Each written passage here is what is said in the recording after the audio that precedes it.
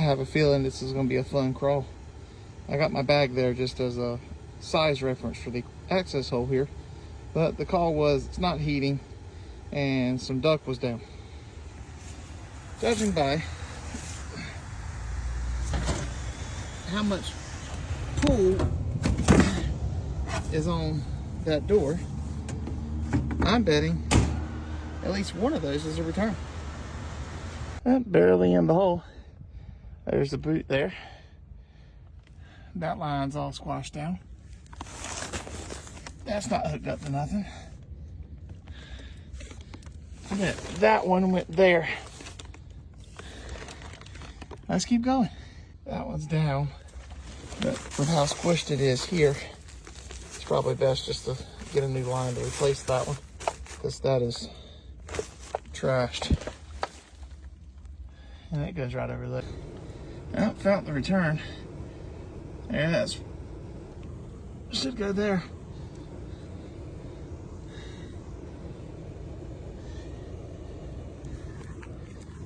I'm gonna see about hooking that back up. Got another one down right there. It went right there. I could probably get that hooked back up, but it might be a bit short. And another one that looks like somebody squished it. This is one of those that just keeps on giving. The main trunk line has failed. It was hung at some point, but it looks like somebody hung it with these little plastic straps here. And it's just not, yeah, it's all down. That's probably what pulled most of these lines down. Got the return mostly hooked back up. It's a bit short to get the insulation back on, especially as wet as that insulation is. It's laying in water, so the bottom of it's completely soaked.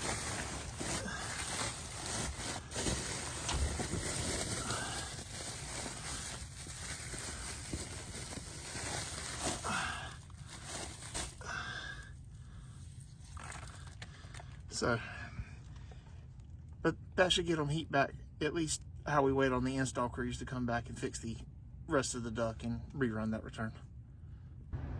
What do you know? It doesn't sound like it's trying to pull the door into the unit anymore.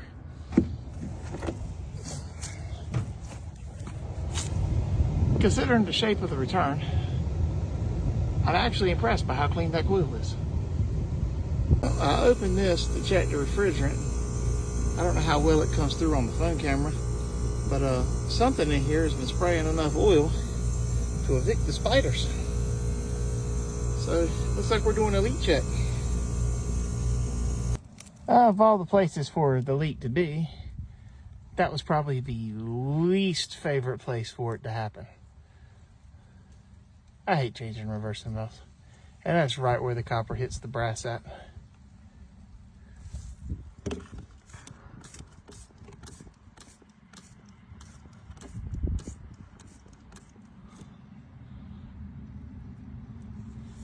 Well, I don't suspect it's been leaking for very long. The refrigerant charge isn't too terrible. Got a decent temperature split.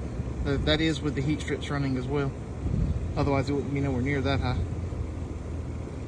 But for what it is, I'm gonna get that reversing valve ordered.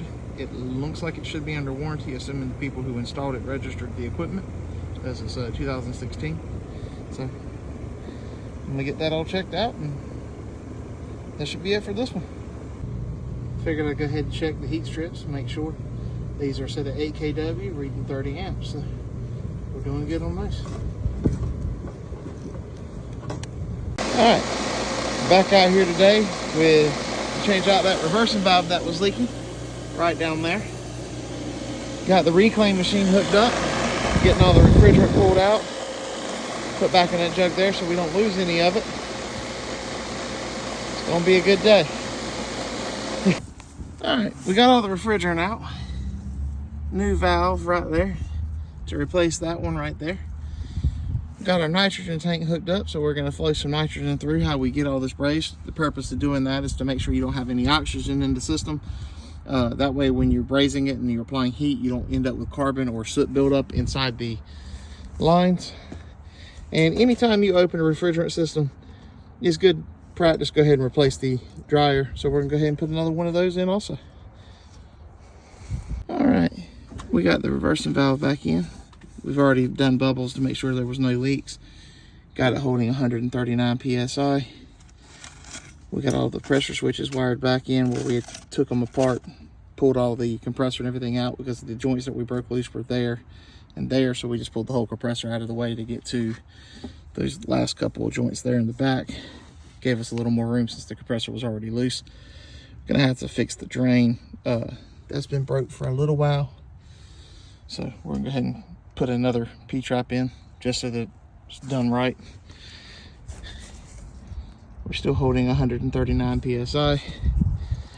We've got the new dryer put in and we're getting ready to put it on vacuum and put the top back on so I can neaten up the rest of the wires. The aggravating part about train tops are lining these back up because they move.